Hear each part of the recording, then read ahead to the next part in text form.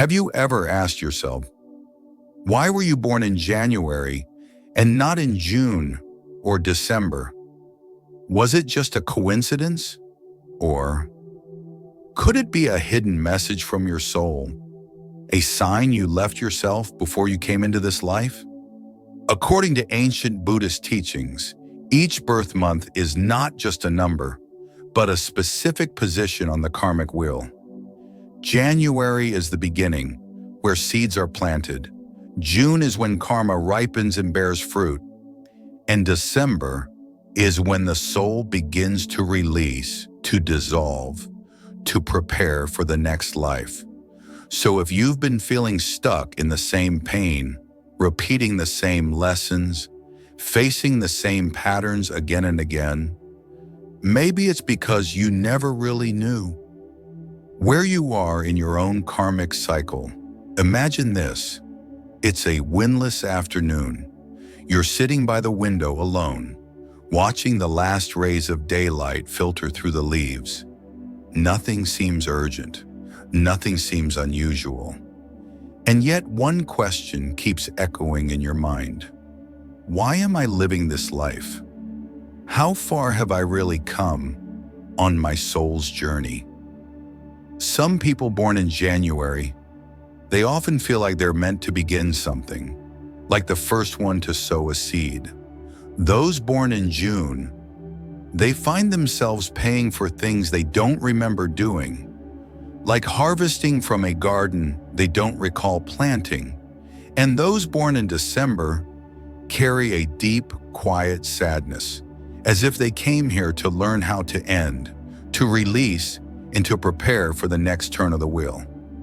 But one day, you begin to feel tired, not the kind of tired that sleep can fix, but a deep, soul-level exhaustion, as if you've lived for so long, but haven't moved at all. You ask yourself, why do I keep repeating the same kind of hurt? Why do I try to be good, yet everything still goes wrong? You don't know it yet, but you're caught in the current of your karmic month. January, the karma of beginnings. Sarah, born in January, has always been the first to speak up, the first to take a step, even when no one went before her. She thought, is there something wrong with me? But in truth, she was living out the karma of a seed planter, a soul meant to go first without a map. June, the karma of consequences. David, born in June, lived a kind life. He helped others. He worked hard. He loved deeply. And yet, he kept losing jobs, losing people, losing parts of himself. He didn't understand. What am I being punished for? But he wasn't being punished. His soul was reaping karma from a past season he no longer remembered sowing. December, the karma of release. Linda, born in December, felt like life was always asking her to let go, losing childhood, losing love, losing dreams. But now she sees. Her soul wasn't cursed. It was completing the final chapter, preparing to exit the karmic wheel. So you try to fix it. You read self-help books. You meditate. You practice gratitude. You force forgiveness. You repeat affirmations. You slow down because someone said you should. But deep inside, you feel further and further from yourself. Maybe I'm just not the kind of person who can heal. Sarah chose safety, a stable job, a normal life. But one night she found herself sobbing over dinner, not because she was tired, but because she was eating a life that wasn't hers. David left his marriage because a monk told him the feng shui was bad. Years later, watching his son sleep, he realized he didn't end the karma, he passed it on. Linda locked herself away in a forest monastery, prayed, fasted, but the pain didn't stop because you can't let go of something you've never truly faced. The problem isn't that you can't heal. The problem is you've been taking the wrong medicine for a soul wound That requires something deeper. You've been following someone else's map to walk a journey that only belongs to you. Until one day, karma stops letting you run. Sarah got the call. Her mother had a stroke. She sat by her bedside and finally saw she hadn't been living for her mother. She had been living for her mother's fear. Karma wasn't punishing her. It was waiting for her to break the cycle her mother couldn't. David stood at his ex-wife's memorial. His son read, "Mom used to say, Dad is a good man. He just didn't trust my love enough to stay." David froze. He thought he was cutting bad karma, but he had walked away from the one chance to heal. Linda, in deep meditation, saw a vision. A past life where she had abandoned her child for spiritual pursuit, and now she finally understood. She hadn't found peace in silence because she was meant to return to motherhood. Karma doesn't punish, it returns to help you reclaim what you abandoned. But here's the second truth, the quiet twist. It's not that you didn't know your karma.